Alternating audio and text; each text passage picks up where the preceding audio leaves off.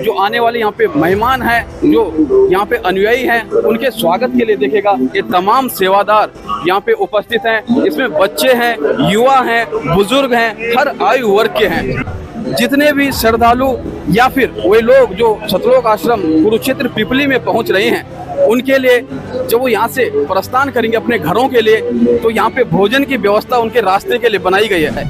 ये सेवा की जा रही है। स्वच्छ जल, बिल्कुल साफ सुथरे गिलास और हाथों में दिया जा रहा है। जो प्यासा है, यदि उसे एक गिलास पीने की प्यास होगी तो निश्चित रूप से इस भाव से वो 2 गिलास पिएगा। तो हर चीज के अंदर अपना एक अलग ही स्वाद है। जब आप इस आश्रम से बाहर जाते हैं तो वो स्वाद आपको घर में भी खाने को नहीं मिलता। घर के खाने में भी इस तरह की मतलब चीजें नहीं देखने को मिलती हैं। और एक कंटेनर देखिएगा, ये हॉट केस है। यहाँ पे ये तमाम पूरियां स्टोर की गई हैं, चूँकि भंडारा लंबे समय तक चलता है। एक तरफ लगातार बनने की प्रक्रिया है, यहाँ पे अल्प स्टोर इसे किया जा रहा है, यहाँ से आगे बढ़ाया जा रहा है। ये लगातार यहाँ से छोटी छोटी बकेट जो बाल्टी है उस पे रखा जा रहा है और यहाँ से आगे बढ़ाया जा रहा है। शुद्ध देसी घी में ये तमाम पकवान बन करके तैयार किए जाते हैं। यहाँ पर ये मिठाई बढ़ रही है, सब्जी बढ़ रही है, हलवा बढ़ रहा है। ये देखो अनेक भक्त है, शुद्धता से साथ बढ़ रहा है ये सारा काम। बिल्कुल, एक बात और है, शुद्धता के साथ छान करके, धो करके, देख करके कि कोई वैसी वस्तु उस भोजन के अंदर ना हो। पोस्टर लगे हुए हैं, फ्लैक्स लगे हुए हैं, फ्लैक्सों के माध्यम से समझाया गया है। एक कटआउट आप देख सकते हैं कि 5 वर्षीय बालक कबीर, जो परमेश्वर कबीर साहिब जी हैं, 5 वर्ष की जब उनकी आयु थी, स्वामी रामानंद जी के शिष्य ऋषि विवेकानंद जी के साथ ज्ञान गोष्ठी कर रहे हैं। आध्यात्मिक प्रदर्शनी के उस स्थान पर पहुंच चुके हैं जहां पे सर्व धर्मों के पवित्र शास्त्रों के आधार पर ज्ञान चर्चा की जा रही है। तो भी आप देख सकते हैं, यहाँ से देखिएगा, क्योंकि यहाँ पे काफी संख्या में श्रद्धालु हैं, वही लोग हैं जो यहाँ पे आमंत्रित किए गए हैं। लगातार सेवाएं दी जा रही हैं और ये सेवा भाव बेहद महत्वपूर्ण है। हमारे पास 5 वेद, 4 वेद तो होते हैं, एक नया चीज आपको सुनने को मिलेगा।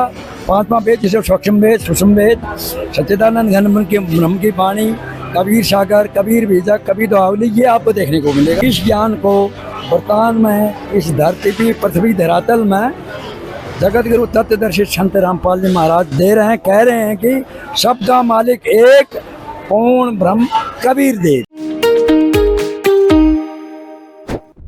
दोस्तों नमस्कार, ऐसे न्यूज उत्तराखंड में आपका स्वागत है और स्वागत है आपका सतलोक आश्रम कुरुक्षेत्र पिपली में। जी हाँ, पिछले कुछ दिनों से लगातार प्रचार प्रसार चल रहा है। होल्डिंग के माध्यम से, बैनरों के माध्यम से, इनविटेशन कार्ड के माध्यम से और प्रचार वाहन के माध्यम से लगातार ये प्रचार प्रसार किया जा रहा था कि सतलोक आश्रमों में, जो देश विदेश में कुल 12 सतलोक आश्रम है, वहाँ पर 3 दिवसीय अखंड भंडारा चल रहा है, समागम हो रहा है। कबीर प्रगट दिवस के रूप में इसे मनाया जा रहा है। 12 सतलोक आश्रमों में से एक कुरुक्षेत्र पिपली के सतलोक आश्रम में अभी हम मौजूद हैं और आप देख सकते हैं कि यहाँ पे किस प्रकार की ये चहल पहल चल रही है। तमाम वाहन यहाँ पे पहुँच रहे हैं और अनेकों स्थानों से श्रद्धालु यहाँ पे पहुँच रहे हैं। प्रचार के माध्यम से जो कुछ बताया गया कि यहाँ पर जो एक्टिविटीज़ होंगी, चाहे वो दहेज मुक्त विवाह है, अखंड भंडारा है, अखंड पाठ है, रक्तदान शिविर है, क्या वास्तव में धरातल पर वो स्थिति है या फिर यूं ही कहा जा रहा है?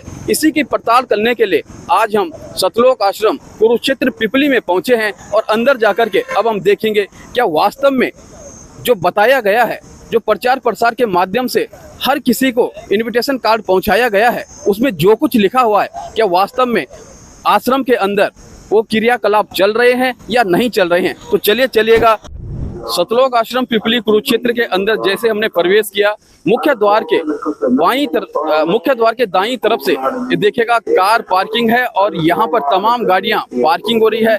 यहाँ पे सेवादार रखे गए हैं जो प्रॉपर यहाँ पे देख रेख कर रहे हैं, किसी के वाहन को कोई नुकसान ना पहुँचे और पार्किंग की बेहतर व्यवस्था यहाँ पे की गई है। जबकि मुख्य द्वार की बाईं तरफ 2 व्हीलर की पार्किंग है जिसे बहुत ही व्यवस्थित ढंग से सेवादार देख रहे हैं, संचालित कर रहे हैं और और अब अंदर का दृश्य हम देखेंगे, ये जानने का प्रयास करेंगे कि वास्तव में सतलोक आश्रम कुरुक्षेत्र के अंदर क्या क्या एक्टिविटी चल रही है। मुख्य द्वार से हम अंदर प्रवेश कर चुके हैं और आप देख सकते हैं कि मेरी बाईं तरफ और दाईं तरफ दोनों तरफ से यहाँ पे स्वागत के लिए सेवादार खड़े हैं। सफेद ध्वज इनके पास है और लाल रंग से लिखा है सत साहिब। तो कहीं ना कहीं एक भाव जो सम्मान का है, जो आने वाले यहाँ पे मेहमान हैं, जो यहाँ पे अनुयायी हैं, उनके स्वागत के लिए देखेगा ये तमाम सेवादार यहाँ पे उपस्थित हैं। इसमें बच्चे हैं, युवा हैं, बुजुर्ग हैं, हर आयु वर्ग के हैं और सत साहिब कहकर के बंदी छोड़ सतगुरु रामपाल जी महाराज के जयकारे के साथ यहाँ पे तमाम अनुयायियों का स्वागत किया जा रहा है। यहाँ पे व्यवस्था देखेगा और यकीन मानिएगा, जब कोई बिटिया अपने मायके आती है और वो ससुराल जाती है तो उसकी माँ उसके लिए रोटी बांध कर देती है। जब कोई बेटा ड्यूटी जाता है तो उसके माँ बाप, उसके घर वाले उसके लिए टिफिन बना करके देते हैं और वही व्यवस्था यहाँ पे है। ये देखिए कि तमाम जो रोटी है, जो रास्ते के लिए खाने की व्यवस्था रखी गई है।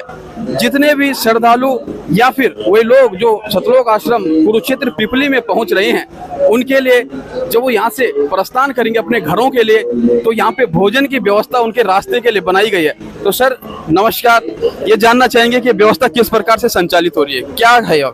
ये रोटियां जी जो बाहर से आवा दूर दूर के उन वास्ता जन रास्ते में ले जा सका मैं उनसे देवा जी, ताकि उन्हें भूख नहीं लगा रास्ते में खा ले। बिल्कुल देखिएगा कितना ध्यान रखा जा रहा है। जो यहाँ पे इस समागम में आएगा और जब यहाँ से अपने घर के लिए जाएगा तो किसी को घर पहुँचने में 4 दिन लग जाते हैं, किसी को 5 दिन लग जाते हैं, कोई 3 दिन में पहुँचता है। तो रास्ते में उसे किसी होटल पर खाने की आवश्यकता नहीं है, सारी व्यवस्था यहाँ से है। आप 2 दिन का खाना ले जाइए, 3 दिन का खाना ले जाइएगा, हर कोई सुविधा यहाँ पे उपलब्ध कराई जा रही है। तो जैसे जैसे हम सतलोक आश्रम पिपली के अंदर प्रवेश करते चले जा रहे हैं, एक एक कदम पर हमें कुछ ना कुछ देखने को मिल रहा है। मेरी दाईं तरफ देखिएगा, ये दाईं तरफ का नज़ारा देखिएगा, यहाँ पे फर्स्ट एड है, दवाइयों की व्यवस्था है। जो मेहमान यहाँ पे पहुँचते हैं, जो आमंत्रित किए गए हैं, यदि उन्हें कोई समस्या है स्वास्थ्य से संबंधित, सर्दी जुकाम बुखार या फिर किसी के हल्की फुल्की चोट लग जाती है, तो यहाँ पे फर्स्ट एड की व्यवस्था है। और उसी के बगल में पुस्तकालय है, जहाँ पे संत रामपाल जी महाराज द्वारा लिखी गई तमाम जो पुस्तकें हैं उनका संग्रह किया गया है। साथ ही साथ वहाँ पे अन्य जो सामग्री है वो भी आपको देखने को मिलेगी। जबकि मेरी बाईं तरफ देखिएगा, ये विहंगम दृश्य है, इसे हम विहंगम दृश्य ही कहेंगे। बिल्कुल 24 घंटे इस प्रकार का भंडारा चलता है, जो कि प्रचार प्रसार के माध्यम से बताया गया है। जो जानकारी हमने जुटाई है और आज उसका हम साक्षात्कार कर रहे हैं, प्रत्यक्ष देख रहे हैं कि किस प्रकार की व्यवस्था यहाँ पे लगातार बनी हुई है, कहाँ से इसे संचालित किया जा रहा है, किस प्रकार से बर्तनों की व्यवस्था की गई है। और सबसे बेहतर, क्योंकि पर्यावरण को ध्यान में रखते हुए इको फ्रेंडली बिल्कुल प्लेटों का उपयोग किया जा रहा है। और इतने विशाल समागम में, इतने विशाल भंडारे में यदि डिस्पोजल का उपयोग किया जाएगा तो किस प्रकार से पर्यावरण को नुकसान पहुंच सकता है। तो हर एक उस बिंदु का यहाँ पे ध्यान रखा गया है, जो कहीं ना कहीं पर्यावरण की दृष्टि से भी महत्वपूर्ण है और जो महत्वपूर्ण है आध्यात्मिक दृष्टि से भी, क्योंकि अन्न को देवता माना गया है। यहाँ पे अनेकों लोग भोजन प्राप्त कर रहे हैं, भंडारा चल रहा है, कोई गरीब है कोई अमीर है, और ये भंडारा कहीं ना कहीं गरीबी और अमीरी के बीच की दूरी को मिटाने का काम कर रहा है। साथ ही साथ ये दृश्य देखेगा, जल ही जीवन है, जल है तो कल है। और देखेगा किस भाव से यहाँ पे जलपान कराया जा रहा है, ये सेवा की जा रही है। स्वच्छ जल बिल्कुल साफ सुथरे गिलास और हाथों में दिया जा रहा है। जो प्यासा है, यदि उसे 1 गिलास पीने की प्यास होगी तो निश्चित रूप से इस भाव से वो 2 गिलास पिएगा। और यही विशेषता है सतलोक आश्रम। जितने भी सतलोक आश्रम हैं, चाहे वो धनाना धाम हो या फिर भारत के अन्य सतलोक आश्रम हो या फिर नेपाल के धनुषा में स्थित सतलोक आश्रम हो, यहाँ पे व्यवस्था यकीन मानिएगा बहुत ही बेहतर है। तो आप देख सकते हैं कि लगातार किस प्रकार का दृश्य यहाँ पे देखने को मिल रहा है। और जितने भी श्रद्धालु या फिर वे लोग जो यहाँ पे आमंत्रित किए गए हैं भंडारे के लिए, जब वो भंडारा प्राप्त करने के लिए जा रहे हैं तो किस प्रकार से हाथों पे प्लेट, गिलास और चम्मच उन्हें पकड़ाया जा रहा है। बड़े भाव के साथ उन्हें भंडारा प्राप्त करने के लिए आगे भेजा जा रहा है। और यकीन मानिएगा ये दृश्य बेहद खूबसूरत है, ये भाव बेहद महत्वपूर्ण है। और इसी प्रकार से सतलोक आश्रमों की जो तारीफ है, सतलोक आश्रमों की जो महिमा है, यूं ही नहीं की जाती है बल्कि उसका दृश्य भी यहाँ पे देखने को मिल रहा है। तो अब हम भंडारे कक्ष में पहुंच चुके हैं और आप देख सकते हैं कि किस प्रकार से यहाँ पे हजारों की संख्या में प्रत्येक दिन भंडारा प्राप्त करते हैं, जो दूर दूर से यहाँ पे लोग पहुँचते हैं। मेरी बाईं तरफ देखिएगा, तमाम महिला श्रद्धालु हैं, महिलाएं हैं, वह अतिथि हैं जिन्हें यहाँ पे आमंत्रित किया गया है और किस संख्या में यहाँ पे है और इनका सेवा भाव क्या है, किस प्रकार का इनका पहनावा है। पहनावे से ही झलकता है कि वास्तव में ये झलक इतनी महत्वपूर्ण है, क्योंकि हिंदुस्तान अपनी संस्कृति के लिए जाना जाता है और इनका पहनावा से लेकर के जो इनका व्यवहार है, भोजन कराने का जो इनका तरीका है, जो भाव है, वो अपने आप में अद्वितीय है। और यकीन मानिएगा, यदि सरकार के द्वारा भी इस प्रकार के कार्यक्रम को संचालित किया जा रहा है, यदि सरकार इस प्रकार के कार्यक्रम को संचालित करती है, करवाती है, जिसके पास तमाम मशीनरी है, पूरा सिस्टम है, वहाँ पर भी व्यवस्था चरमरा जाती है। लेकिन यहाँ की व्यवस्था देखिएगा, मेरी दाईं तरफ देखिएगा, ये तमाम जो पुरुष वर्ग है, जो श्रद्धालु हैं, वो किस प्रकार से यहाँ पे लगातार भंडारा प्राप्त कर रहे हैं और पूरी व्यवस्था के साथ यहाँ पे इस व्यवस्था को व्यवस्थित किया जा रहा है, किस प्रकार से इसे संचालित किया जा रहा है। हर व्यक्ति बड़े चाव से, बड़े भाव से भोजन कर रहा है। खिलाने वाले का भाव बहुत ही बेहतर है, खाने वाला का जो चाव है वो किस प्रकार से इस भोजन को प्राप्त कर रहा है। अन्न को देवता की उपमा दी गई है, अन्न देव है और इस अन्न को यहाँ पे जो तमाम श्रद्धालु, जो मेहमान प्राप्त कर रहे हैं, आप देख सकते हैं कि यहाँ पे गरीब हो, अमीर हो, किसी भी जाति धर्म का हो, यहाँ पे हर खाई को पाटा जा रहा है, उसे समाप्त किया जा रहा है और एक साथ जमीन पर बैठ करके बड़े भाव और चाव के साथ इस भोजन को प्राप्त किया जा रहा है। तो जैसा कि आप लगातार देख रहे हैं कि भंडारे कक्ष में हजारों की संख्या में यहाँ पे महिलाएं, पुरुष, बच्चे, युवा, बुजुर्ग, हर आयु वर्ग से लेकर के हर वर्ग के लोग, चाहे अमीर हो, गरीब हो, किसी भी जाति धर्म के हो, लगातार भंडारा प्राप्त कर रहे हैं और ये दृश्य यकीन मानिएगा बेहद खूबसूरत है। एक श्रद्धालु यहाँ पे है और इन्होंने अभी अभी भंडारा प्राप्त किया है। तो सर, सबसे पहले आपका परिचय जानना चाहेंगे, कहाँ से हैं, क्या नाम है और किस प्रकार के भंडारे की व्यवस्था यहाँ पे, स्वाद कैसा लगा आपको विशेषकर? जी, मेरा नाम मनोज दास, हिसार से। और ये भंडारा जो है, ये आपको इस पृथ्वी पर खाने को नहीं मिलेगा, ऐसा भंडारा है। हर चीज़ में अपना अलग ही टेस्ट है। ये इसमें ऐसा टेस्ट है जो लगता ही नहीं कि इस पृथ्वी पर कोई भोजनालय बना सकता है, तैयार कर सकता है। ये तो पूर्ण परमात्मा की शक्ति है, जिसके कारण इतना स्वादिष्ट भंडारा। इसमें लड्डू, जलेबी, अभी मैंने राजमा की सब्जी ली, साथ ही आलू मटर की सब्जी भी थी, दाल भी थी, मतलब अलग अलग तरह के पकवान है, रोटी है, पूड़ी है, सलाद है। तो हर चीज़ के अंदर अपना एक अलग ही स्वाद है। जब आप इस आश्रम से बाहर जाते हैं तो वो स्वाद आपको घर में भी खाने को नहीं मिलता, घर के खाने में भी इस तरह की मतलब चीज़ें नहीं देखने को मिलती हैं। बिल्कुल, मनोज जी जो कि हिसार से हैं और उन्होंने बताया कि किस प्रकार का यहाँ पे भोजन है, ये भोजन अमृत के तुल्य है। तमाम पकवानों के नाम उन्होंने गिनाए और इसके अतिरिक्त भी अन्य पकवान यहाँ पे लगातार बनाए जा रहे हैं, लजीज व्यंजन बनाए जा रहे हैं और बड़े भाव और चाव के साथ परोसे जा रहे हैं। तो जहाँ पे तमाम भंडारा बनकर के तैयार हो रहा है, जो व्यंजन है वो बन के तैयार हो रहे हैं, उस कक्ष में हम पहुँच चुके हैं, उस रसोई में हम पहुँच चुके हैं और इस विशाल रसोई को देखिएगा।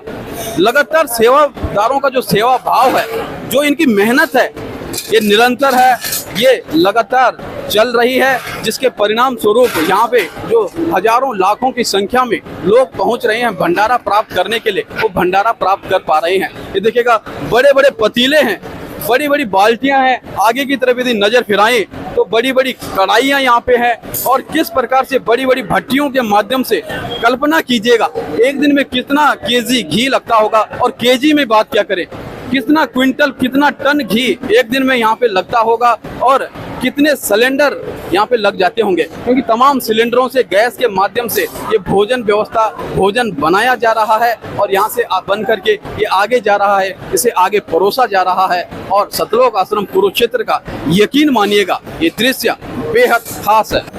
ये बड़ी बड़ी कढ़ाइयाँ, और इन कढ़ाइयों पे ये भोजन बन करके तैयार हो रहा है। बड़े बड़े पतीले हैं, कढ़ाई है और एक के बाद एक कतार पर लगे हुए हैं, क्योंकि अखंड भंडारा है और बड़ी ही शिद्दत के साथ इसे अनुयायियों के द्वारा परोसा जा रहा है। सर, क्या कहना चाहेंगे, जो तमाम व्यवस्थाएं यहाँ पे चल रही हैं, किस प्रकार से इसे संचालित किया जा रहा है? ये संत रामपाल महाराज जी की ओर से संचालित चल रहा है। ये खजूर साहब की जगह भंडारा है जी। तो यहाँ पर ये मिठाई बढ़ रही है, सब्जी बढ़ रही है, हलवा बढ़ रहा है। ये देखो अनेक भक्त है, ये शुद्धता से साथ बढ़ रहा है ये सारा सब। बिल्कुल, एक बात और है, शुद्धता के साथ छान करके, धो करके, देख करके कि कोई वैसी वस्तु उस भोजन के अंदर ना हो, वो तमाम बातें ध्यान। आप कहाँ से हैं और क्या नाम है आपका? मेरा नाम जीतदास है जी। हम राजस्थान से, हनुमानगढ़ जिला हमारा, राजस्थान के रहने वाले हैं। कब आ गए थे आप? हम जी आज 5 दिन हो गया है। तो आपको इसका कोई शुल्क मिलता है, कोई तनख्वाह है, क्या आप परमानेंट यहाँ पे एम्प्लॉय हैं? नहीं जी, हम तो बिल्कुल मोक्ष के लिए आते हैं। परमात्मा की चाहना होती है हम अपना मोक्ष करवा ले और ये काल जाल से निकल जाएंगे। तो मोक्ष किस रूप में होगा? भंडारे के अलावा यहाँ पे सत्संग होता होगा, नाम यहाँ पे सत्य भक्ति दी जाती है, जो परमात्मा संत रामपाल महाराज जी की ओर से नाम दिया जाता है, सतनाम दिया जाता है, पहला मंत्र दिया जाता है। ये पहला मंत्र पंचों देवी देवताओं के है, ब्रह्मा विष्णु महेश की है। बिल्कुल, राजस्थान के एक अनुयायी हमारे साथ अभी हैं और इन्होंने बताया है कि यहाँ पे न सिर्फ भोजन परोसा जा रहा है, बल्कि मोक्ष भी दिया जा रहा है सद्भक्ति के माध्यम से, और निःशुल्क सेवा कर रहे हैं। 1 रुपए नहीं लिया जा रहा है और निःशुल्क भाव से ये सेवा निरंतर चलती चली जा रही है। और आगे देखेंगे क्या कुछ क्रियाकलाप है, किस प्रकार का दृश्य देखने को मिलता है। आप भी इस लाइव सेशन में, इस तमाम कवरेज में हमारे साथ बने हुए हैं। आपका भी धन्यवाद करते हैं। ऐसे न्यूज चैनल को यदि आप यूट्यूब पर देख रहे हैं तो सब्सक्राइब जरूर कीजिएगा, और यदि फेसबुक पर देख रहे हैं तो फॉलो जरूर कीजिएगा। आइए आगे की तरफ चलते हैं और देखते हैं क्या दृश्य है। तो लगातार यहाँ पे अखंड भंडारा चल रहा है। युवा, बुजुर्ग, महिला, पुरुष, बच्चे, हर आयु वर्ग से लेकर के हर जाति धर्म के लोग यहाँ पे पहुंचे हुए हैं और एक मुख्य सेवादार हमें यहाँ पे मिले हैं। तो सर, सबसे पहले आपका नाम जानना चाहेंगे और ये जानना चाहेंगे आप कहाँ से हैं? सर सेवक जी, हम यमुनानगर से हैं। अजय दास नाम है, जिला यमुनानगर से हो गए। तो अजय दास, ये बताइएगा कि यहाँ पे जो चकाचौंध ये व्यवस्था हम देख रहे हैं और तमाम प्रकार के व्यंजन परोसे जा रहे हैं, उसके पीछे का जो भाव है उसे हमने प्रत्यक्ष देखा है। आखिर ये संसाधन तो जुट गए हैं, लेकिन इन संसाधनों को जुटाने के लिए साधन किस प्रकार से जुटाया गया? संत रामपाल जी महाराज की तरफ से सब आयोजन हो रहा है। इसमें देज मुझ शादियाँ, अखंड भंडारा चल रहा है। इसमें बीमारों के लिए खिचड़ी राम, दलिया राम और मतलब कि सब कुछ भंडारे में वितरित हो रहा है। सलाद राम है और बीमारों के लिए उबली सब्जी है, लड्डू राम है, जलेबी राम है। वो सब निस्वार्थ है और कोई पर्ची नहीं काटी जाती इसमें किसी तरह की। और बिल्कुल गौर कीजिएगा किस प्रकार से यहाँ पे व्यवस्था को बहुत ही व्यवस्थित ढंग से साफ सफाई के साथ बनाया गया है, और सेवादारों का जो भाव है, जो उनकी इच्छा शक्ति है, जो उनका समर्पण है अपने गुरु के प्रति, और गुरु के आदेश का पालन जिस प्रकार से किया जा रहा है, वो काबिले तारीफ है। तो ये तमाम जो प्रक्रिया यहाँ पे चल रही है, इसको संचालित कौन कर रहा है मुख्य रूप से? इसको संचालित अप्रत्यक्ष रूप से संत रामपाल जी महाराज की दिव्य शक्ति और मतलब वे खुद करते हैं। हम तो सेवादार हैं, हम तो खड़े हैं, सब ऐसे ही हो रहा है। हमें खुद क्या ये संभव है? संत रामपाल जी महाराज 2014 से जेल में हैं। उनके अनुयायियों का कहना है कि जेल धाम में है। क्या वास्तव में कोई संत जेल से 12 सतलोक आश्रमों को संचालित कर सकता है? किस प्रकार से आप देखते हैं? क्योंकि हम भी यहाँ पे देख करके हैरान हैं कि ये व्यवस्थाएं स्वयं ही किस प्रकार से व्यवस्थित हो रही हैं। देखो, पूर्ण ब्रह्म है और पूर्ण ब्रह्म सभी ब्रह्मांडों का पालन करता है अपनी शक्ति के द्वारा। एक स्थान पर रहकर तो वे 12 दिव्य आश्रम चल रहे हैं, सतलोक आश्रम, जिसमें सभी में भंडारा चल रहा है, अखंड भंडारा है। संत रामपाल जी की दिव्य शक्ति से ही संभव है, किसी आम आदमी के बस की बात नहीं है। बिल्कुल आम आदमी के बस की बात नहीं है। मुख्य सेवादार हैं अजय जी, और इन्होंने कई सेवाएं यहाँ पे देखनी है। लगातार सुबह से लेकर के तमाम गतिविधियों पे नजर है, कहीं पे किसी को कोई अव्यवस्था ना हो। तो हम भी इनका ज्यादा समय नहीं लेंगे। बहुत बहुत धन्यवाद करते हैं आपका इस महत्वपूर्ण जानकारी को देने के लिए। तो यहाँ पे आप देख सकते हैं कि ये तमाम संग्रहालय है संत रामपाल जी महाराज के द्वारा जो तमाम पुस्तकें लिखी गई हैं, उन पुस्तकों का संकलन यहाँ पे किया गया है, संग्रह उन्हें यहाँ पे किया गया है। और यहीं से जो अनेकों लोग पहुँचते हैं, जो जिज्ञासु हैं, जो जानना चाहते हैं कि वास्तव में संत रामपाल जी महाराज ने क्या कुछ लिखा है, किस प्रकार से उन्होंने शास्त्रों को खोल खोल करके प्रमाण दिए हैं, सद्भक्ति का ज्ञान किस प्रकार से देते हैं, तमाम वो पोस्टर जिनके माध्यम से ये समझाया जाता है कि सृष्टि की क्या स्थिति है, भक्ति किस प्रकार की होनी चाहिए, और उन संतों की यादगार के पोस्टर भी यहाँ पे लगे हुए हैं। तमाम प्रकार की सत्संग से संबंधित जो सामग्री है यहाँ पे उपलब्ध होती है और बेहद कम मूल्य में ये सामग्री यहाँ पे प्राप्त की जाती है। तमाम प्रकार की पुस्तकें हैं और आगे की तरफ जब हम बढ़ेंगे तो वहाँ पे आध्यात्मिक प्रदर्शनी लगी हुई है, जहाँ पे सर्व धर्मों के पवित्र सदग्रंथों को रखा गया है और जिसे खोल खोल करके ये देखा जा रहा है कि वास्तव में सदग्रंथों में क्या कुछ लिखा है और जो प्रमाण संत रामपाल जी महाराज देते हैं क्या वास्तव में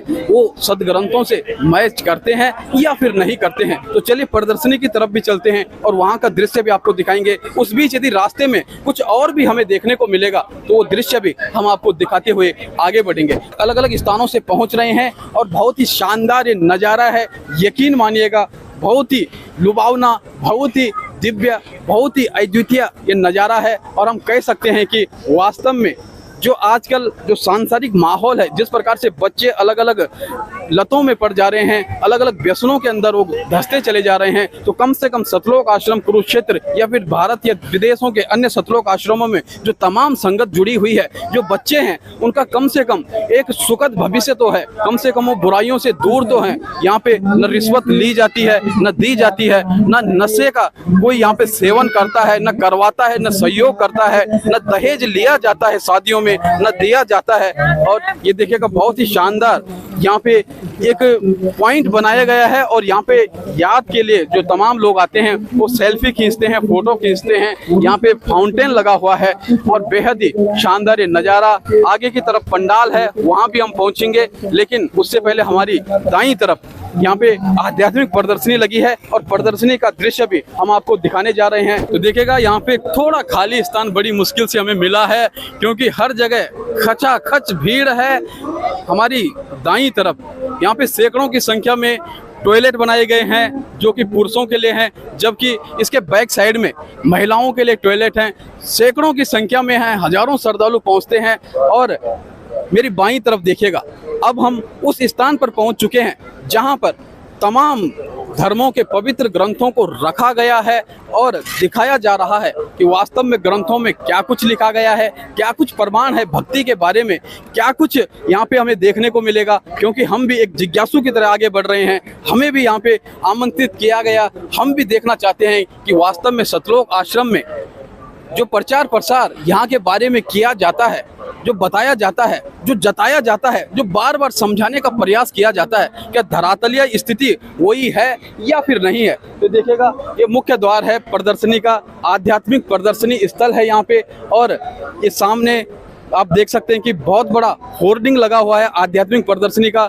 628वां कबीर प्रगट दिवस यहाँ पे मनाया जा रहा है और तमाम प्रकार से जो श्रद्धालु हैं, जो सेवादार हैं, वो अपने भाव से हर किसी को भाव विभोर करने में लगे हुए हैं। बहुत ही शानदार नज़ारा। और अब हम प्रदर्शनी के अंदर प्रवेश करेंगे, यहाँ पे क्या कुछ है वो तमाम दृश्य हम देखने का प्रयास करेंगे, आपको बताने का प्रयास करेंगे। जून का महीना लगा हुआ है और यकीन मानिएगा जून की गर्मी जिस्म को जला देती है। और यहाँ पर एक कूलिंग की जो व्यवस्था है बहुत ही शानदार और बेहद सहजता के साथ यहाँ पे जो तमाम श्रद्धालु पहुँच रहे हैं, जो मेहमान पहुँच रहे हैं, वो इस प्रदर्शनी को देख पा रहे हैं। क्या कुछ इसमें देखने के लिए है, आइए आपको बताते हैं। तमाम कटआउट के माध्यम से यहाँ पे दिखाया गया कि किस प्रकार से लहर तारा तालाब में कबीर प्रकट हुए थे और उन्हें अष्टानंद नामक ऋषि ने देखा था, उनका प्रकाश देखा था। उसी का यहाँ पे कटआउट लगाया गया है। नीरू और नीमा नाम के जुला उन्हें लहर तारा तालाब से उठा करके ले गए थे, निसंतान थे नीरू और नीमा। और उसके बाद जब कबीर को लाया गया तो कई प्रकार से जो अष्टानंद जी थे उन्होंने जो प्रकाश पुंज देखा था, उसके बाद अपने गुरु रामानंद जी से ये जानने का प्रयास वो कर रहे थे कि वास्तव में वो क्या था, क्या मेरी भक्ति का कोई फल था या फिर क्या था। एक सेवादार भी यहाँ पे हैं। सर कहाँ से, क्या नाम है आपका? मैं झारखंड से, रमाकांत दास मेरा नाम है। रमाकांत दास जी, बताइएगा कि जो प्रदर्शनी यहाँ पे लगी है इसके बारे में सूक्ष्म में बताइएगा, जो हमारे दर्शक जाने और समझे कि वास्तव में ये है क्या। देखिए, प्रदर्शनी इसलिए लगाया गया है कि सबसे जो अष्टानंद जी महाराज हैं वो रामानंद जी के शिष्य हैं। जब वो तालाब पर गया स्नान करने के लिए तो देखिए आकाश से प्रकाश पुंज आ रहा है, तो इस आंख उसका सहन नहीं कर पाया और आंख बंद हो गया। तो क्या देखते कोने में एक छोटा सा बालक का रूप दिखाई दिया। ये खुशी हो गए और जा करके रामानंद जी से पूछे कि गुरु महाराज, मेरे भक्ति कोई सफल भक्ति हुआ है, उपलब्धि है मेरा, कैसे दिखाई दिया? तो रामानंद जी को जितना ज्ञान था उतना बताए। बोले कि हाँ, हो सकता है ऐसा, जब तुमने दृश्य देखा कि प्रकाश पुंज आया तो बालक बन करके परमात्मा किसी माता के गर्भ से जन्म लेंगे। उनको इतना ही ज्ञान था, लेकिन ये तो देख सोचे कि नहीं, ये तो चलो, ये प्रदर्शनी में आपने दिखाया कि वो रामानंद जी ने अपने शिष्य का जो एक शंका थी या फिर जो प्रश्न था उसका निवारण किया, लेकिन सत्य निवारण नहीं हुआ। बिल्कुल, समझे ना? आगे की तरफ क्या कुछ है, आगे का दृश्य भी देखेंगे। तब परमात्मा ने समझ आए कि स्वयं कहा है, ना मेरा जन्म न गर्भ बसेरा, बालक बन दिखलाया, काशी नगर जल कमल पर डेरा, जहाँ जुलाहे ने पाया। बिल्कुल, जहां जुलाये ने पाया, और कटआउट के माध्यम से आप वही देख रहे हैं कि जुलाये ने कबीर को पाया था एक शिशु के रूप में। वो कबीर जिसे कोई महान कवि बताता है, जिसे कोई हिंदू बताता है, कोई मुसलमान बताता है, कोई राम का भक्त बताता है, कोई स्वयं राम बताता है, और कबीर पंथी कोई उन्हें गुरु मानता है, सदगुरु मानता है। लेकिन संत रामपाल जी महाराज ने बताया कि कबीर ही परमात्मा है, और उनके लाखों करोड़ों की संख्या में जो अनुयायी हैं उनका भी यही मानना है कि वास्तव में कबीर परमात्मा है, कबीर परमेश्वर है। वो सशरीर आते हैं, सशरीर चले जाते हैं, और इसका प्रमाण वो वेद शास्त्रों से, वो तमाम ग्रंथों से, सभी धर्मों के पवित्र सदग्रंथों से बताने का प्रयास करते हैं, दिखाते हैं। तो यहाँ पे देखिएगा कि अलग अलग प्रकार से कटआउट लगाए गए हैं। यहाँ पे जो कटआउट है उसके बाद ये बड़े बड़े बैनर लगे हुए हैं, पोस्टर लगे हुए हैं, फ्लैक्स लगे हुए हैं। फ्लैक्सों के माध्यम से समझाया गया है। एक कटआउट आप देख सकते हैं कि 5 वर्षीय बालक कबीर, जो परमेश्वर कबीर साहिब जी हैं, 5 वर्ष की जब उनकी आयु थी, स्वामी रामानंद जी के शिष्य ऋषि विवेकानंद जी के साथ ज्ञान गोष्ठी कर रहे हैं, और जबरदस्त ढंग से ये अलग अलग तरीक़े से तमाम जो ये प्रकरण हैं ये बताए जाते हैं, दिखाए जाते हैं। ऐसे न्यूज़ पर लगातार आप इसे देख सकते हैं। संत रामपाल जी महाराज के प्रवचन कई चैनलों पर आते हैं, उसमें भी इसका जिक्र किया जाता है। हम ये सब कुछ जान करके, ये सब कुछ महसूस करके यहाँ पे पहुँचे कि वास्तव में ये है या नहीं है, और जो है वो यकीनन बेहद खास है। तो तमाम एक कटआउट लगाए गए हैं और बताने का, समझाने का प्रयास किया गया है कि किस प्रकार से कबीर ने जो तमाम लीलाएं की हैं, कबीर ने किस प्रकार से रामानंद जी के साथ लीला की, किस प्रकार से रामानंद को जो आध्यात्म का मूल्य है, जो वास्तव में भक्ति और मुक्ति का रास्ता है, वो दिखाया, वो बताया, वो समझाया। सेवादार यहाँ पे लगातार बने हुए हैं, और न सिर्फ पुरुष सेवादार हैं बल्कि महिला सेवादार भी यहाँ पे लगातार बनी हुई हैं। तो मैम, सबसे पहले सादर प्रणाम है आपका। आपको क्या नाम है आपका और कहाँ से आए हैं? मेरा नाम पिंगला दास है जी, मैं डिस्ट्रिक्ट शिमला हिमाचल प्रदेश से आई हूँ। क्या कहना चाहेंगे इस आध्यात्मिक प्रदर्शनी के बारे में? इसमें जो है जी, क्या नाम, कबीर परमेश्वर जी जो है 5 साल के बच्चे थे, वो इस धरती पर आए थे। ये यहाँ पे जो लीला करते हैं कबीर परमेश्वर, वो ये प्रदर्शनी इसलिए लगाई गई है। यहाँ प्रदर्शनी में लिखा है, इस घटना से जो स्वामी रामानंद जी समझ गए थे कि यही पूर्ण प्रमाण। जी, इसके अलावा और क्या देखने को मिलेगा यहाँ पर जो है सारे, मतलब जो परमात्मा की पहचान करनी है कि भी परमात्मा कौन है, कहाँ रहते हैं, तो ये प्रदर्शनी जो है यहाँ पर लगाई गई है सारे में। बिल्कुल, यहाँ पे न सिर्फ कबीर जी की लीला का एक कटआउट लगाए गए हैं, न सिर्फ इन कटआउटों के माध्यम से दिखाने का प्रयास किया गया है, बल्कि यहाँ बाहर एक प्रदर्शनी है जहाँ पर सर्व धर्मों के पवित्र ग्रंथों को रखा गया है। तो चलिए बाहर की तरफ चलते हैं और देखते हैं, अब इसे बाहर कहें या अंदर कहें, क्योंकि दोनों तरफ से रास्ते हैं। एक तरफ से तमाम जो दृश्य हैं ये अलग अलग तरीके से यहाँ पे जितने भी लोग पहुँचे हैं वो देखते हुए आगे बढ़ रहे हैं, और लास्ट में वो ज्ञान चर्चा भी कर सकते हैं। किस प्रकार की ज्ञान चर्चा वहाँ पे चल रही है, क्या कुछ हो रहा है, कौन कौन से शास्त्र रखे गए हैं, ये तमाम दृश्य आप चंद सेकंड बाद, चंद मिनट बाद देखने वाले हैं। तो दोस्तों, हम आध्यात्मिक प्रदर्शनी के उस स्थान पर पहुंच चुके हैं जहाँ पे सर्व धर्मों के पवित्र शास्त्रों के आधार पर ज्ञान चर्चा की जा रही है। और जो संख्याएं हैं, चाहे वो अनुयायी हों या फिर वे लोग हों जो मेहमान बनकर यहाँ पे पहुँचे हैं, यहाँ पे आप देख सकते हैं कि तमाम महिला सेवादार हैं जो शंकाओं का समाधान कर रहे हैं। लगातार एक ज्ञान चर्चा चल रही है। और यदि हम आगे की तरफ चलेंगे तो यहाँ देखिएगा इस तरफ से यहाँ पे पूरी व्यवस्था है और यहाँ पर ये तमाम संग्रह किया गया है तमाम सदग्रंथों को। ये आप देख सकते हैं बहुत ही बेहतर ढंग से ये व्यवस्था की गई है और किस प्रकार से ज्ञान चर्चा चल रही है ये आप देख सकते हैं। बड़े ही गंभीरता के साथ प्रश्न किए जा रहे हैं और उससे भी अधिक गंभीरता के साथ उनका उत्तर दिया जा रहा है, वो भी शास्त्रों के आधार पर। ये चर्चा किस प्रकार से है, क्या वास्तव में शास्त्रों का पूरा हवाला दिया जा रहा है या फिर अपने तरफ से कुछ कहा जा रहा है, ये सब कुछ हम जानने का प्रयास करेंगे। जो यहाँ पे मुख्य सेवादार हैं उनसे मिलने का प्रयास करेंगे। और ये देखिएगा एक एक किताब के अंदर एक एक जो शंका है, जो प्रश्न है, जो सवाल है, उसका जवाब ढूंढने का प्रयास किया जा रहा है और ये बताने का प्रयास किया जा रहा है कि वास्तव में जो जिसकी शंका है उसका निवारण किस प्रकार से होगा। इस किताब के माध्यम से होगा जो संत रामपाल जी महाराज ने लिखी है, यह वेद के हिसाब से होगा, गीता के हिसाब से होगा, जहाँ से भी होगा वो सब ग्रंथ यहाँ पे मौजूद हैं और इनकी मौजूदगी आप देख सकते हैं। यहाँ से देखिएगा क्योंकि यहाँ पे काफ़ी संख्या में श्रद्धालु हैं, वही लोग हैं जो यहाँ पे आमंत्रित किए गए हैं। लगातार सेवाएं दी जा रही हैं और ये सेवा भाव बेहद महत्वपूर्ण है। निरंतरता के साथ ये प्रक्रिया चलती चली जा रही है। बहुत ही शानदार ये दृश्य है।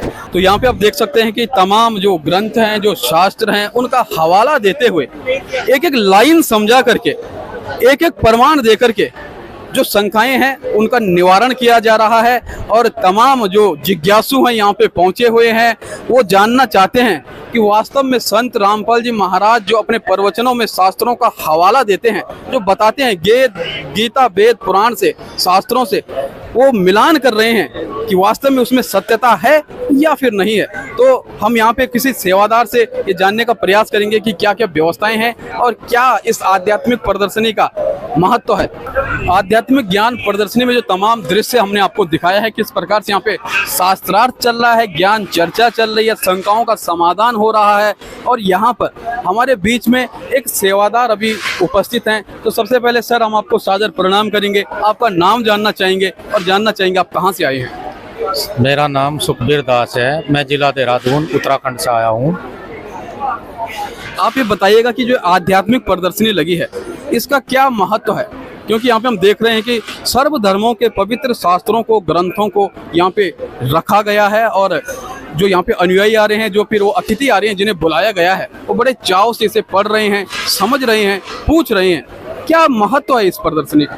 आध्यात्मिक प्रदर्शनी का महत्व है, इसमें हमारे जो समस्त शास्त्र हैं, वेद, पुराण, गीता, पुराण, बाइबिल, इन सब सदग्रंथों को इसमें रखा गया है और इनसे प्रमाणित करके उस परमात्मा की पहचान बताई जा रही है कि वो परमात्मा कौन है, वो परमात्मा कहाँ रहता है और हमें क्या क्या सुख उसकी भक्ति करने से मिल सकते हैं।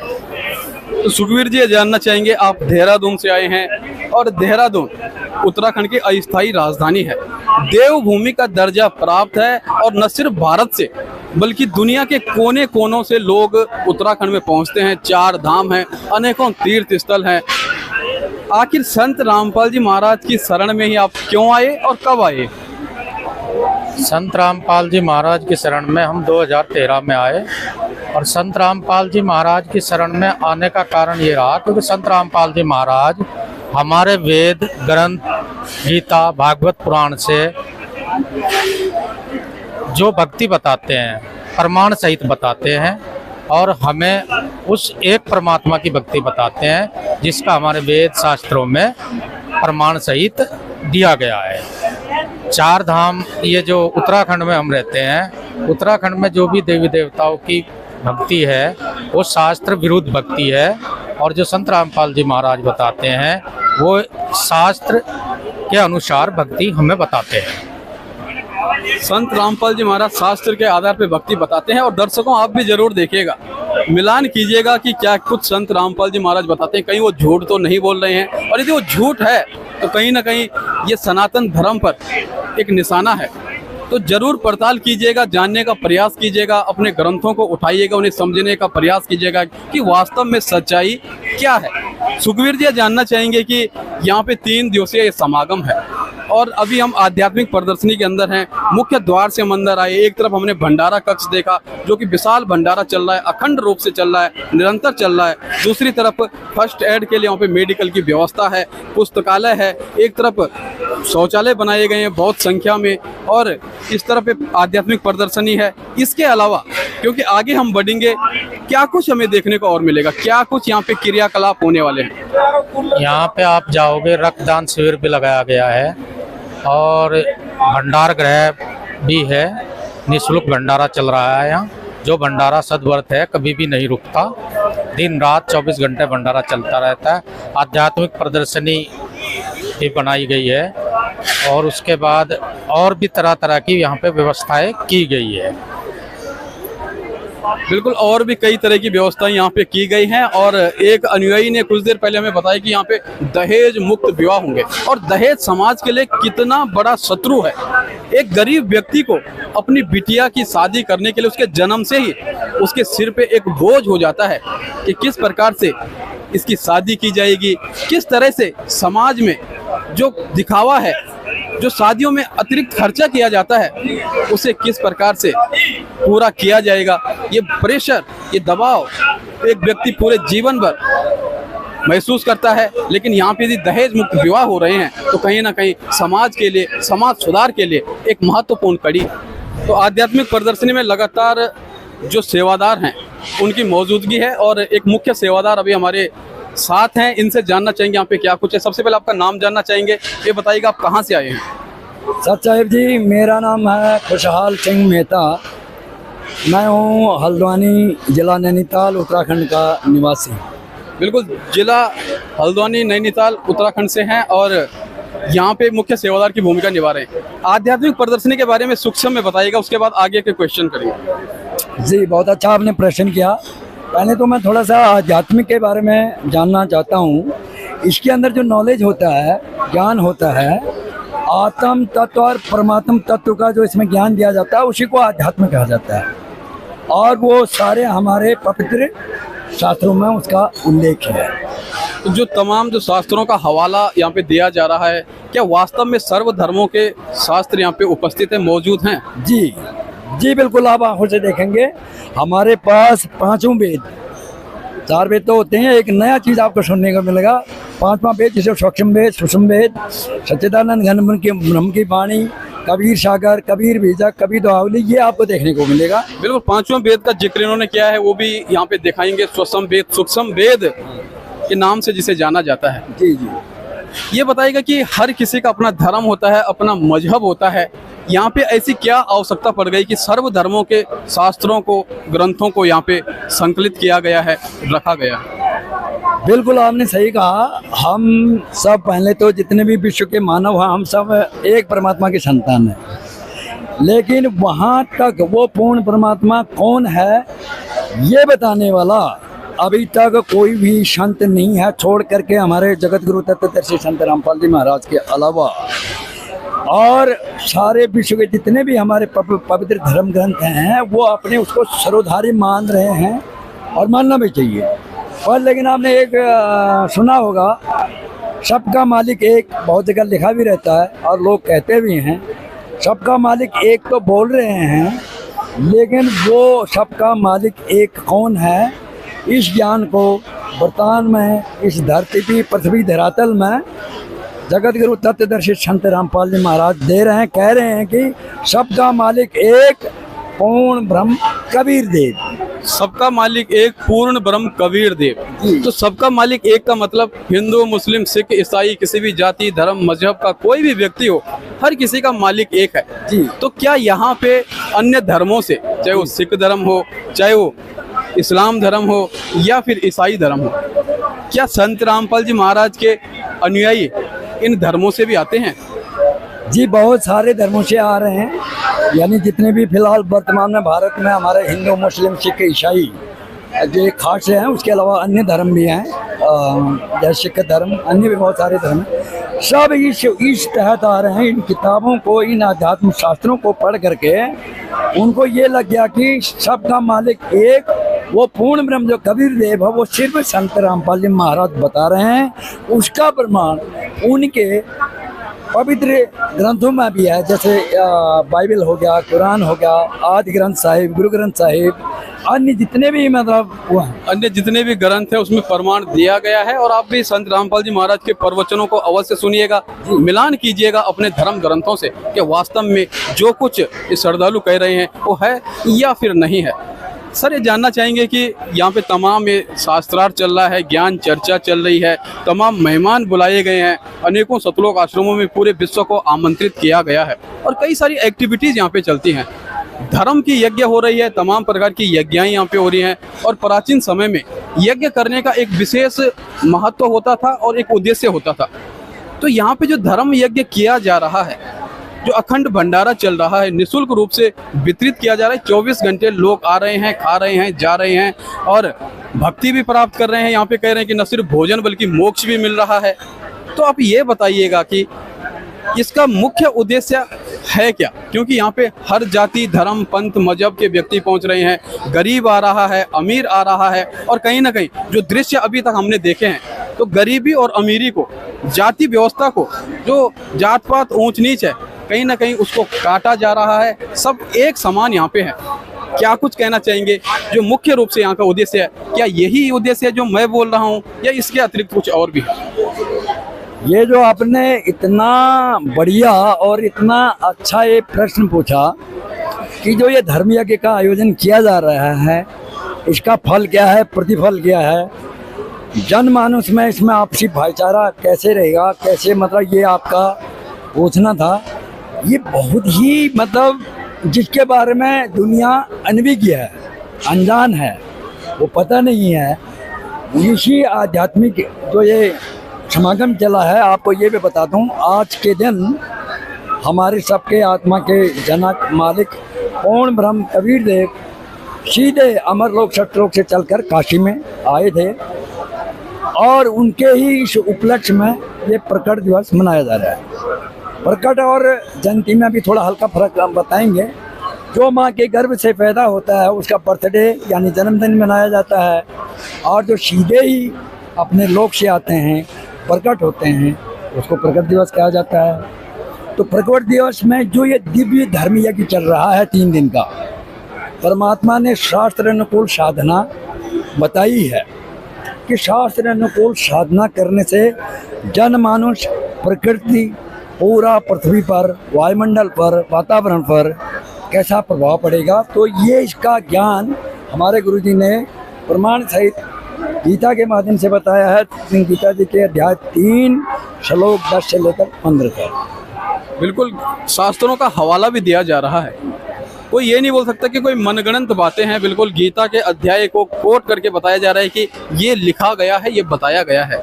तो यहाँ पे जैसे धर्म की यज्ञ चल रही है, अखंड भंडारा चल रहा है, ये प्रदर्शनी के माध्यम से ज्ञान यज्ञ चल रही है। इसके अलावा क्या क्या यज्ञ है यहाँ पे और कौन कौन सी एक्टिविटीज होने वाली है जो कहीं ना कहीं आज सामाजिक दृष्टि से महत्वपूर्ण है? जैसा कि आपने बताया कि यज्ञ महत्वपूर्ण होता है, उसमें प्राकृतिक बदलाव आते हैं, वातावरण शुद्ध होता है और प्राचीन समय से यज्ञ एक ऐसी व्यवस्था है जिससे वातावरण को भी व्यवस्थित किया गया। और ये भी उल्लेख मिलता है कि जब वर्षा नहीं होती थी तब भी यज्ञ किए जाते थे। तो यहाँ पे ये बताइएगा कि धर्म यज्ञ और इस ज्ञान यज्ञ के अलावा कौन से यज्ञ होने वाले हैं और कौन कौन सी एक्टिविटीज होने वाली है? ये आपने और बढ़िया प्रश्न कर रखा है, इसका भी प्रमाण सहित बात करेंगे। हमारे गुरुजी बताते हैं गीता जी के 4थे अध्याय के 32 में, अब हम बहुविधा यज्ञ विदिता ब्रह्मणे मुखे, जो सच्चिदानंद घन ब्रह्म अपने मुख कमल से धार्मिक अनुष्ठानों का विस्तार से वर्णन करते हैं। उसमें 5 यज्ञ कहे गए हैं। तो आपने बता ही दिए, ज्ञान यज्ञ और धर्म यज्ञ। धर्म यज्ञ के अंदर जो क्या है हमारे गुरुजी बता रहे हैं, 5 यज्ञ होते हैं उसमें। पहली यज्ञ धर्म की, दूसरी यज्ञ ध्यान, तीसरी यज्ञ हवन की, यानी ज्योत, अखंड ज्योत जल लिया, आपने शायद देखा होगा या देख लेना। और चौथों यज्ञ प्रणाम, अपने अहंकार घमंड को दूर करने का तरीका जो परमात्मा के चरणों में समर्पित भाव आधीन से करते हैं उसको दंडवा यज्ञ कहते हैं। पांचवा जहां आप खड़े हैं अभी, इसको ज्ञान यज्ञ बोला जाता है। आध्यात्मिक ज्ञान के माध्यम से ये लोगों को बताया जा रहा है। 5 यज्ञों में ज्ञान यज्ञ सबसे श्रेष्ठ माना जाता है। जब हम वो चीज़ को तब करेंगे, कोई भी चीज़ करते हैं उसके पूर्व में वो करने का हमको ज्ञान होता है, इससे हमें फ़ायदा होगा, इससे हमें सही भक्ति मिलेगी और ये मोक्ष भी मिलेगा, जन्म मरण के बंधन से मुक्त होंगे। बिल्कुल। ये बताइएगा कि यहाँ पे जो संख्या है वो लगातार बढ़ती चली जा रही है जी, और जितना भी स्थान है, जो प्रांगण है, जो पंडाल है, भंडारा कक्ष है या फिर जो अलग से व्यवस्था की गई है बैठने की, हर जगह खचाखच श्रद्धालुओं की संख्या या फिर मेहमानों की संख्या है। इसको व्यवस्थित किस ढंग से किया जा रहा है? क्या सरकार की तरफ से कोई मदद की गई है? क्या कोई पुलिस बल भेजा गया? क्योंकि हमें कोई पुलिस ड्रेस में कोई यहाँ दिख नहीं रहा है, कोई वर्दीधारी दिख नहीं रहा है, तो व्यवस्था किस प्रकार से यहाँ पे व्यवस्थित हो रही है? सबसे पहले तो मैं आपको ये बताना चाहूँगा, पूर्ण परमात्मा कबीर साहब इस धरती पर संत रामपाल जी महाराज के रूप में विद्यमान हैं और पूरा जो ये मतलब संसार का संचालन है वो परमात्मा के माध्यम से हो रहा है। उसमें ये प्रशासन, वो आध्यात्मिक ज्ञान इतना प्रबल है, उसमें शासन प्रशासन की भी जरूरत नहीं पड़ती है, जैसे आप देख रहे हैं। बिल्कुल जरूरत नहीं पड़ती है, लेकिन सरकार के द्वारा जिसके पास पूरी मशीनरी है, पूरा सिस्टम है, पुलिस बल है और आवश्यकता पड़ने पे सेना की भी मदद ली जाती है। छोटे कार्यक्रम में भी कभी कभी व्यवस्था चरमरा जाती है, लेकिन सतलोक आश्रम की व्यवस्था हम देख रहे हैं। कुरुक्षेत्र पिपली में अभी हम हैं, ऐसे ऐसे 12 सतलोक आश्रम देश विदेशों में है, लेकिन यहाँ की जो व्यवस्था है वो यकीन मानिएगा हैरान कर देती है। एक एक बात का बड़ी गहराई से ध्यान रखा जा रहा है और कोई भी अव्यवस्था यहाँ पे देखने को नहीं मिल रही है। जिस व्यक्ति को, जिस श्रद्धालु को, जिस अतिथि को जो भी आवश्यकता है उसकी आवश्यकता तुरंत पूरी होती है और यहाँ पे जो भक्ति का भाव है वो देखते ही बनता है। खुशहाल जी, आप बहुत ही बेहतर ढंग से बातें रख रहे हो, ये जानना चाहेंगे आप यहाँ पे सेवाएं कब से दे रहे हैं और इस सेवा का पारिश्रमिक आपको क्या मिलता है? जी, आपके सारे प्रश्न बहुत अच्छे हैं। पहले तो मैं थोड़ा सा हल्का ये भी बताना चाहता हूँ कि मैं इससे पहले, रिटायर से पहले सेना में सेवारत था। उसमें भी एक जज्बा ऐसा था कि हम देश के लिए जितना कुछ कर सकें। हालांकि वहाँ के प्रतिफल में हमको तनख्वाह मिलती है, पेंशन मिलता है। मैं तब भी सिपाही था, अभी भी अपने आप को सिपाही समझूंगा। कैसे कि हमारे सतगुरुदेव बंदी छोड़ सतगुरु रामपाल जी महाराज ने जो मिशन चलाया है, ये ज्ञान पूरे विश्व स्तर पर जाना है। इसमें भी एक प्रकार से सैनिक का जैसा ही काम है, प्रचार प्रसार ज़्यादा करने का। तो वो जो सैनिक का जो शक्ति है अभी, वो हमारे गुरुजी के माध्यम से हमें प्राप्त हो रही है। जो हम सेवा ही कर रहे हैं, सेवा कहने का मतलब आप ये लगा लीजिए 2011 से हमने सत्संग सुनना शुरू किया। 2013 में हम बंदी छोड़ सतगुरु रामपाल जी महाराज के शरण में आए। उसके बाद जब वो ज्ञान हमारा खुला, ये के आधार पर कि सारे विश्व के जितने भी हमारे भाई बंद हैं या आत्माएं हैं, वो सब हमारे भाई हैं। हम एक पिता की संतान हैं। वो भाव सारा चेंज हो जाता है, उसमें फिर देश विदेश बॉर्डर ये नहीं रहता है, सीमा रहित हो जाता है। विचारों की कोई, ये अच्छी चीज़ को कोई सीमा नहीं होती है। ये जो विचार रहित न, ये सीमा रहित जो विचार हैं, सद्भावनाएं हैं, हमारे गुरु जी के हैं, ये सारे विश्व में जाएगा। और उसके लिए आप भी शूरवीर हैं। कैसे हैं, इसको आप जगह जगह इस सोशल मीडिया के माध्यम से आप जो हमारे भाई बंद यहाँ नहीं आ पाए, वो घर में देखेंगे तो ज़रूर उनके दिल में भी ये उमंग आएगा और ये विचार आएगा कि नहीं, इस सच्चे मार्ग में हमें भी जाना चाहिए अपने कल्याण के लिए। बिल्कुल, अपने कल्याण के लिए जाना चाहिए और वो आप तय कीजिएगा कि वास्तव में आपका कल्याण यहाँ है या नहीं है, या फिर आपको कहीं और अपना कल्याण लगता है। कमेंट करके वो भी बताइएगा। चैनल को सब्सक्राइब जरूर कीजिएगा, फेसबुक पर देख रहे हैं तो फॉलो जरूर कीजिएगा, लाइक कमेंट जरूर कीजिएगा, क्योंकि ये वीडियो आपके लिए बनाया जा रहा है। ये वीडियो आपके लिए सूट किया जा रहा है और आप इसका मूल्यांकन कीजिए, आप इसे सही रूप से देखिएगा। हमारा क्वेश्चन था कि आपको मिलता क्या है यहाँ पे, बताइएगा। हाँ जी, मिलता क्या है? हाँ, हमको इतना कुछ मिलता है, उसका मेजरमेंट नहीं है। आर्थिक रूप से बताइए। आर्थिक रूप से ही बता रहा हूँ, आर्थिक रूप से तो ये सारी व्यवस्था हमारे गुरु जी का, सिंगल पैसा यहाँ पर खर्च नहीं होता। आना जाना रहना खाना पीना ऐसी एक नंबर की व्यवस्था है हर जगह, और एक पैसा भले कितने दिन रहो, अब 3 दिन का है, हफ्ता पहले यहाँ पर भगत जन आते हैं, हफ्ते के बाद जाते हैं, कोई शुल्क नहीं, निःशुल्क ही सारा परमार्थ और कल्याण के लिए यहाँ पर व्यवस्था है। क्योंकि हम परमात्मा के बच्चे हैं, परमात्मा धरती पर आए हैं, वो अपने बच्चों को कोई शुल्क नहीं लेंगे। पिताजी अपने बच्चों के लिए कोई शुल्क लेता है नहीं लेता, उसी प्रकार से परमात्मा धरती पर लेने की बात है। निःशुल्क भंडारा चल रहा है, निःशुल्क नामधान यहाँ पे चल रहा है, और तमाम प्रकार से जो यहाँ पे आवश्यकता है वो आवश्यकताएं भी पूरी हो रही हैं। यहाँ पे लेने की बात नहीं हो रही कि कोई भंडारा करने आ रहा है उससे कुछ लिया जा रहा है या क्या कुछ। यहाँ पे जो सेवा कर रहे हैं, जैसे आप एक सेवादार हैं, आपको क्या तनख्वाह दी जाती है, क्या दिहाड़ी दी जाती है, आपका दैनिक वेतन है या मासिक वेतन, ये बताइएगा। नहीं, इसमें वेतन कुछ भी नहीं है, इसमें ज्ञान का वेतन है। ये आध्यात्मिक ज्ञान है, इसको समझने के लिए सत्संग सुनना अति आवश्यक है। क्योंकि जो हम कमाई कर रहे हैं, यानी जिसको आप पैसे के रूप में ले रहे हैं, वो यहाँ के भौतिक पैसा आर्थिक पैसा कुछ भी नहीं है।